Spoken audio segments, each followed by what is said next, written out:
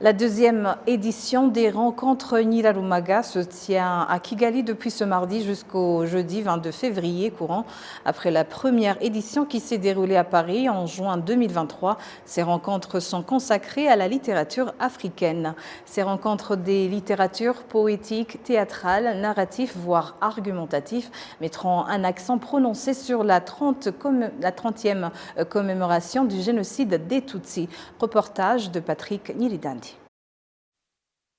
Après la première édition qui s'est déroulée à Paris en France en juin 2023, les rencontres Nyirarumaga, la deuxième édition, se tient à Kigali du 20 au 22 février courant et consacrée à la littérature africaine francophone. En raison de la 30e commémoration du génocide des Tutsis, les rencontres Nyirarumaga ont décidé de lancer un éclairage particulier à la littérature sur la mémoire. Dossi Rugamba, écrivain rwandais qui participe à ces rencontres culturelles, nous explique ici le sens de cette dénomination Nyirarumaga donnée à ces rencontres de la littérature.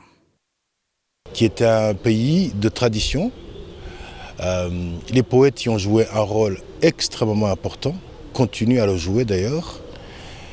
Et c'est tout à fait symbolique en fait, pas seulement symbolique mais très signifiant que ces rencontres portent le nom de Nyirarumaga. Qui était-elle ? Cette reine-mère de substitution qui a configuré tout le dispositif qui a permis réellement la création des institutions, des premières institutions culturelles dans ce pays.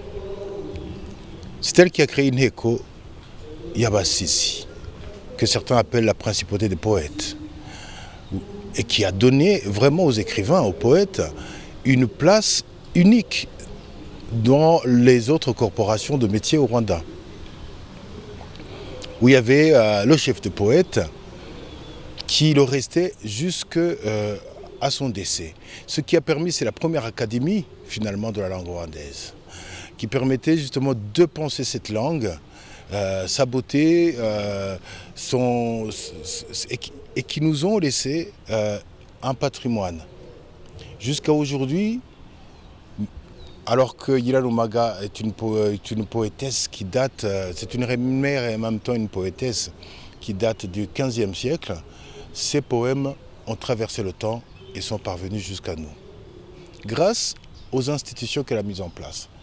Ces rencontres des littératures poétiques, théâtrales, narratifs, voire argumentatifs, mettront un accent prononcé sur la 30e commémoration du génocide des Tutsis, en puisant sur les origines de ces génocides, les œuvres des témoignages, ainsi que la résilience des Rwandais face à l'impensable. Cette année, c'est la 30e commémoration du génocide perpétré contre les Tutsis. On s'est dit, on ne peut pas organiser des rencontres Nyirarumaga à Kigali lors de la 30e commémoration sans évoquer le génocide et la littérature, puisque c'est l'objet de notre côté, c'est la littérature. Et on a tenu à ce que, d'abord, ça se passe ici, symboliquement, c'est très important. Hein. Et puis, deuxièmement, on a tenu à appeler des spécialistes de la question pour qu'ils nous parlent de ces sujets-là. Ce matin, c'était les origines, et cet après-midi, ça va être sur ce qu'ont vécu les personnes qui étaient ici, qui ont vécu le génocide. C'est indicible, mais en même temps, il faut le dire. Et puis, en troisième lieu, il faut essayer d'en sortir par le haut. Hein, c'est ça, la résilience. Et en troisième lieu, on voulait absolument évoquer la mémoire du génocide et puis évoquer aussi comment lutter contre les idées génocidaires et comment lutter contre éventuellement des actes génocidaires et comment lutter contre le génocide. Les rencontres Nyirarumaga s'apaisantiront aussi sur la richesse de la littérature francophone africaine et internationale en soulignant l'intérêt des lectures publiques auprès des jeunes par les auteurs confirmés à l'instar du Tchadien Noki Djedanoun qui a découvert pour la première fois le Rwanda en 1998 alors que le pays venait de sortir du génocide et qui avait participé à la création à l'époque à l'un des événements culturels majeurs à Kigali, Fest Africa.